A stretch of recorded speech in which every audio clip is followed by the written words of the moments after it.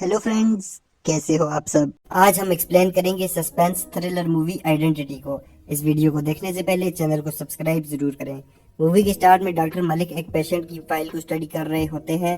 उसके साथ ही उसके सेशन की रिकॉर्डिंग भी सुनते हैं। उस आदमी पर 6 लोगों को कत्ल करने का जुर्म होता है जो उसने एक बिल्डिंग में एक ही दिन किए थे। डॉक्टर उससे पूछता है कि तुम्हारी मदर कौन थी, तो वो गुस्से में कहता है मेरी मॉम एक और थी। जब तक वो अपने काम में मसरूफ रहती थी वो मुझे एक मोटल पर रखती थी। डॉक्टर पूछता है कि तुमने 10 मई को 6 लोगों को क्यों कत्ल किया, तो वो कहता है ये मेरी बर्थडे की डेट है। और डॉक्टर पूछता है कि तुम्हारा नाम क्या है, तो वो जवाब देता है कुछ भी जो तुम रख लो।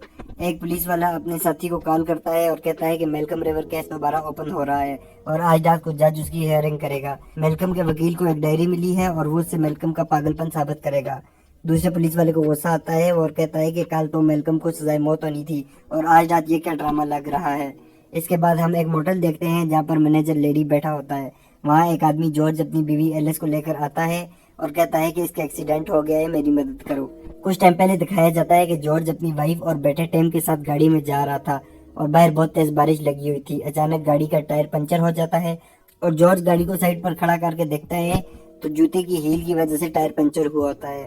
इससे कुछ और टाइम पहले हम पेरिस को देखते हैं जो अपनी गाड़ी में जा रही होती है। वो सिगरेट पीने के लिए लाइटर बैग से निकालती है तो उसका बैग खुल जाता है और हवा से सारे कपड़े बाहर गिर जाते हैं और उसी बैग में से हील वाला शूज भी बाहर गिर जाता है। जॉर्ज अपनी कार का टायर चेंज कर रहा होता है। एलिस्टम के साथ शीशे में खेल रही होती है। वो पीछे होती है और एक गाड़ी उसके साथ टक्कर हो जाती है।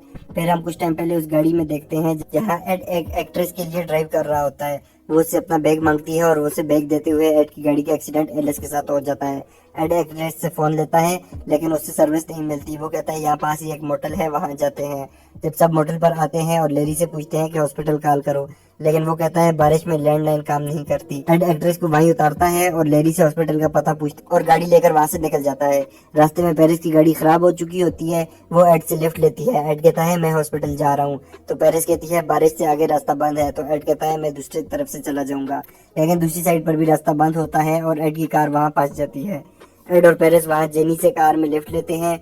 वहाँ जेनी के साथ उसका हस्बैंड लू भी होता है। वो सब वापस मोटल आ जाते हैं क्योंकि रास्ते बंद होते हैं। लेडी पेरिस को देखकर पूछता है क्या वो होकर है, तो एड कहता है कोई और रास्ता है क्या जाने के लिए। लेडी कहता है इस बारिश में तो और कोई रास्ता नहीं है। एड दूसरे रूम में जाता है जहाँ एलिस होती है। पेरिस लेडी से रूम का पूछती है तो वो उसे इग्नोर करता है। एड रूम 4 में आता है तो जॉर्ज एलिस के जख्म पर कपड़ा रखकर खून रोक रहा होता है। एड बैग में से सुई धागा ढूंढता है। उसी टाइम पर पुलिस की कार आ जाती है। उसमें पुलिस वाला निकलता है और लेडी से कहता है कि मैं रोड्स हूँ, मुझे एक कैदी को दूसरे जेल लेकर जाना था, बारिश की वजह से रास्ते बंद हैं, मुझे यहाँ पर रात को रुकना है।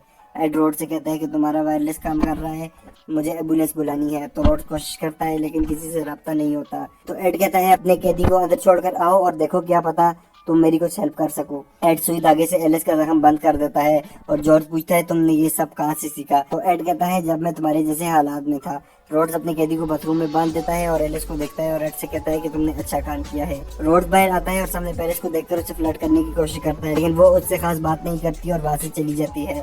सब अपने अपने कमरों में बैठे होते हैं और बारिश के रुकने का इंतजार करते हैं। एक्ट्रेस के मोबाइल पर कुछ सिग्नल आते हैं तो वो फोन करने के लिए बाहर निकल जाती है और मोटल से कुछ दूर जाती है ताकि कॉल कर सके। उसी टाइम पर उस पर कोई हमला कर देता है। एड की आंख खुलती है तो वो बाहर आता है। उसे एक्ट्रेस की बली मिलती है और वो सामने लॉन्ड्री रूम में जाकर मशीन को देखता है तो एक मशीन में उसकी एक्ट्रेस का सर पड़ा होता है। वहाँ लेरी और रोड्स भी आ जाते हैं। एड रोड से कहता है कि हाथ में कपड़ा पकड़ कर एग्जामिन करना। लेरी एड से पूछता है तुम भी पुलिस में हो, तो वो है मैं था, अब मैंने जॉब छोड़ दी है। रोड्स को वहाँ एक चाबी मिलती है जिस पर नंबर 10 लिखा होता है। रोड्स कहता है ये तो मेरे रूम का नंबर है। एड पूछता है वो कैदी कहाँ है। वो सब भागकर अंदर जाते हैं तो वो कैदी बाथरूम में नहीं होता। दूसरी तरफ जज रूम में आता है जहाँ पर डॉक्टर मलिक, वकील और पुलिस वाले बैठे होते हैं। जज कहता है कि कार्रवाई शुरू करें, तो वकील कहता है मिस्टर रिवर अभी तक नहीं आए। जज कहता है मैंने अपनी नींद खराब करके इस बारिश में आया हूँ, मुझे मत बताओ कि क्या करना है, हियरिंग अभी शुरू होगी। एड सबको रूम में बुलाता है और कहता है सुजैन मर गई है जिसकी मैं गाड़ी चलाता था और रोड का कैदी भाग गया है। सब वहाँ परेशान हो जाते हैं और कोई भी एड की बात नहीं सुनता। जेनी कहती है कि मैं यहाँ नहीं रहूंगी, मैं यहाँ से जा रही हूँ। उसका हस्बैंड लू से रोकता है। वहाँ रोड आता है और कहता है कि मुझे वो बंदा नहीं मिल रहा है। एड और रोड बाहर निकल जाते हैं और एड सबसे कहता है कि रूम से नहीं निकलना और पेरिस कहती है कि मैं लेडी के साथ रूम में नहीं रहूंगी और लेरी कहता है मुझे भी होकर के साथ रहने का कोई शौक नहीं है और वहाँ से चला जाता है। एड पेरिस से कहते हैं कि तुम यहाँ रुको और सब पर नजर रखना। एड और रोड पूरे मॉडल के चक्कर लगाते हैं लेकिन उन्हें वो आदमी नहीं मिलता। लेरी वहाँ से निकलकर एक्ट्रेस के रूम में चला जाता है। पेरिस जेनी से बात करती है और पूछती है कि तुम्हारी शादी कब हुई थी। तो लू कहता है आज ही हुई है, हमें पता चला जेनी प्रेग्नेंट है तो हमने शादी कर ली। जेनी उस रूम से बाहर चली जाती है और कहती है मैं यहाँ नहीं रुक सकती। लू भी उसके साथ बाहर आता है और वो अपने रूम में चली जाती है। उसकी और लू की लड़ाई होती है। जेनी उसे बताती है कि मैं प्रेग्नेंट नहीं हूँ, मैंने तुम्हें एक और लड़की के साथ देखा था और तुमसे बदला लिया है। लू को गुस्सा आता है तो जेनी भागकर बाथरूम में छुप जाती है। लू दरवाजे को जोर जोर से दस्तक दे रहा होता है लेकिन अचानक दस्तक आना बंद हो जाती है। जेनी देखने के लिए बाहर निकलती है तो उसे सामने एक साया नजर आता है जिसके हाथ में चाकू होता है। वो वापस बाथरूम में खुद को लॉक कर देती है और खुद पिछली साइड से बाहर निकलती है। वहाँ ऑफिसर रॉड्स खड़ा होता है। सब जेनी के रूम में जाते हैं तो किसी ने लू को मार दिया होता है। जेनी को पता लगता है तो वो बहुत रोती है। यदि मोटल से थोड़ा दूर आ गया होता है उसे सामने एक बिल्डिंग नजर आती है। वो वहाँ बिल्डिंग के एक रूम में अंदर जाता है और जैसे ही उस रूम की खिड़की से बाहर देखता है तो वो वापस मोटल में आ गया होता है। वहाँ रोड आकर उसे पकड़ लेता है।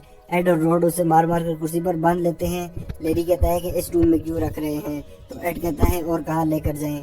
एड और रोड दोबारा वायरलेस चेक करने जाते हैं और लेडी कहता है कि मैं ड्यूटी नहीं कर सकता। तो एड उसे कहता है कुछ नहीं होगा। एलिस को होश आ जाता है। लेरी उस रूम में मौजूद फ्रीजर को बंद करता है तो वो कैदी पूछता है कि तुम क्या छुपा रहे हो, मुझे बता दो, मेरे पास भी एक सीक्रेट है। पेरिस अपने रूम में जाती है और एड उससे कहता है कि तुम यहाँ क्या कर रही हो। तो पेरिस उससे पूछती है तुम क्यों हीरो बन रहे हो, तुम अब पुलिस में भी नहीं हो और पुलिस में जो है वो बाहर खड़ा है, वो सब कुछ देख लेगा। तो एड कहता है उससे एक कैदी नहीं संभाला गया, मुझे उस पर भरोसा नहीं है। पेरिस पूछती है तुमने जॉब क्यों छोड़ी। तो एड कहता है मेरे सामने एक लड़की ने खुदकुशी कर ली थी, उसके बाद मैं जॉब पर कंसंट्रेट नहीं कर पा रहा था तो मैंने जॉब से छुट्टी ले ली। एड को लू की लाश पर 9 नंबर की चाबी मिलती है और वो रोड्स को दिखाता है। वहाँ बाहर लेडी खड़ा होता है। एड उससे पूछता है कि तुम यहाँ क्या कर रहे हो, तुम्हारी चाबियाँ कहाँ हैं।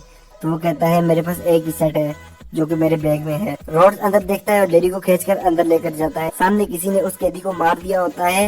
लेडी कहता है कि मैंने ये सब नहीं किया। रॉड्स को वहाँ कैदी के पास 8 नंबर वाली चाबी मिलती है। लेडी कहता है कि मैं डर कर बाहर गया था, मेरी चाबी मेरे पास है, देख लो। और उसके बैग में एक्ट्रेस का पर्स मिलता है। एड कहता है ये तुम्हारे पास क्यों है, तुमने एक्ट्रेस को मारा है। लेडी कहता है कि नहीं, मैंने बाद में उसके कमरे में जाकर चोरी की थी। लेडी पेरिस के गले पर चाकू रखता है और कहता है तुम लोग मुझ पर कत्ल नहीं डाल सकते और मैं चीफ हॉर्स को पसंद नहीं करता। पेरिस गुस्से में आकर उसे पीछे फेंकती है और फ्रीजर का दरवाजा खोलते और एक और लाश उससे बाहर गिरती है। लेडी भागकर ट्रक में बैठ जाता है और वहाँ से भागने लगते हैं। अचानक टिम रास्ते में आ जाता है। उसको बचाने के लिए जॉर्ज आगे आता है और ट्रक सीधा उसमें घुस जाता है और वो वहाँ पर मारा जाता है। दूसरी तरफ वकील जज को बताता है कि मेलकम ने उस दिन जो भी कत्ल किए वो उसे पता भी नहीं है और डॉक्टर मलिक आपको समझाएंगे। डॉक्टर कहता है कि मेलकम डिसोसिएट आइडेंटिटी डिसऑर्डर का शिकार है। उसके जहन में बहुत सारी पर्सनैलिटीज हैं और अक्सर उसे पता भी नहीं होता जो वो कर रहा होता है। और उसकी वजह यह है कि बचपन में उसके साथ बहुत बड़ा हादसा हुआ और इस बात का सबूत उसकी डायरी है जिसे आप पढ़ सकते हैं। उसी टाइम दूसरे पुलिस वाले मेलकम को अंदर लेकर आते हैं। लेडी को बाकी से अपने कुर्सी पर बांध दिया होता है और सब एक ही रूम में होते हैं। लेडी कहता है कि जॉर्ज एक्सीडेंट से मरा है, वो सामने आ गया था। रॉड्स कहता है कि फ्रीजर में जो लाश है। लेडी बताता है कि मैं लास वेगस में सारे पैसे कैसीनो में हार दिए थे और जब मैं वापस यहाँ आया तो ये आदमी मर चुका था। मुझे समझ नहीं आई कि उस टाइम क्या करूँ, मेरे पास पैसे भी नहीं थे। उसी टाइम कुछ लोग रहने के लिए आए और मुझे पैसे दिए। मैंने इसे फ्रीजर में रख दिया कि अगर इसकी फैमिली आई तो मैं इससे उसके हवाले कर दूंगा और मैं खुद मैनेजर बन गया। रॉड्स कहता है ये कातिल है, लेकिन एड और पेरिस उस पर यकीन करते हैं और कहते हैं कि यहाँ कुछ और ही चल रहा है। रॉड्स अपना पिस्टल निकालता है और कहता है सब सुबह तक इसी रूम में बैठे रहेंगे, अगर किसी ने कुछ किया तो मैं उसे गोली मार दूंगा। टिम उठकर अंदर रूम में चला जाता है। जेनी सबसे पूछती है कि हो सकता है हम लोगों का आपस में कोई कनेक्शन हो। वो एक दूसरे से सवाल पूछते हैं लेकिन कोई कनेक्शन नहीं बनता। पेरिस बताती है कि उसने अपने गांव में एक फार्म खरीदा है और अब वो वहाँ जाके ऑरेंजेस का बिजनेस करेगी।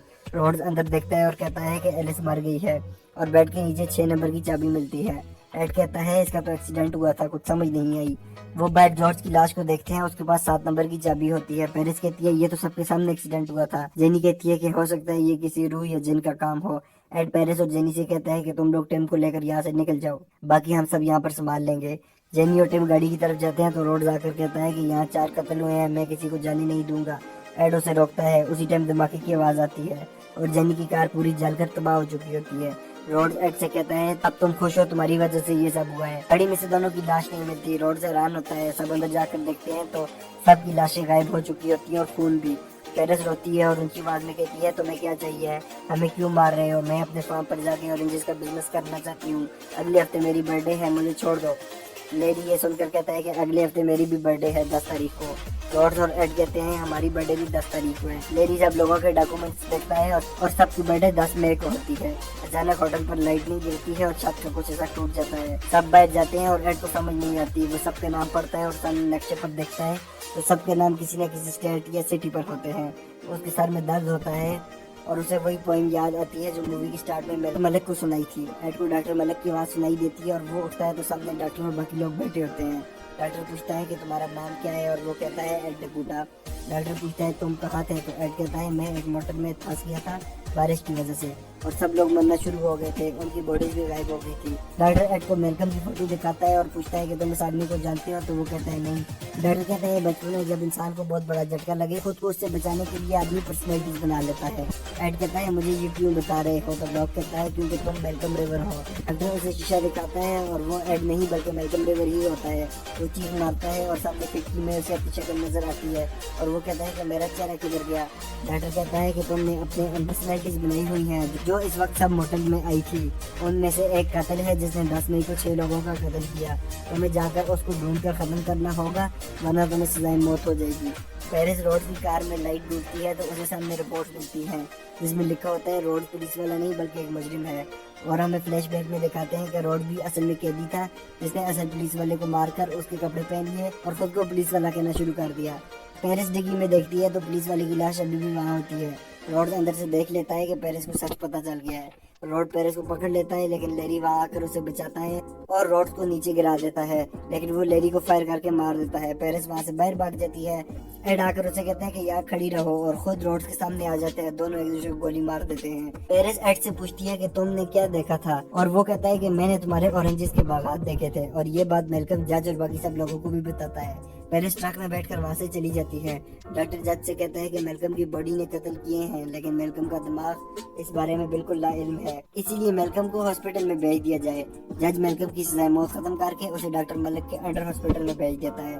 पेरिस अपने बाग की तरफ जा रही होती है और गाना गाती है और मेलकम भी गाड़ी में बैठे हुए वही गाना गाता है। पेरिस अपने बाग में काम कर रही होती है। अचानक उसे वहाँ पर एक नंबर की चाबी मिलती है। वो सामने देखती है तो सामने टिम एक लोहे का वेपन लेकर खड़ा होता है। हमें पता चलता है कि सारे कत्ल टिमी ने किए थे। सुजैन से लेकर एंड तक सब टिमी ने किए थे या करवाए थे। मेलकम की तबीयत खराब होने लगती है तो डॉक्टर उससे पूछता है क्या हुआ। मेलकम के दिमाग में उसी टाइम टिमी कहता है कि हॉर्स को कभी भी सेकंड चांस नहीं मिलता और पेरिस को मार देता है और मेलकम भी यही बात कहकर डॉक्टर मलिक को मार देता है और पुलिस वाले को भी और उनकी कार साइड पर जाकर खड़ी हो जाती है और मूवी खत्म हो जाती है। आपको ये सस्पेंस मूवी कैसी लगी हमें कमेंट करके जरूर बताएं। वीडियो को लाइक करें। Thanks for watching. Please subscribe.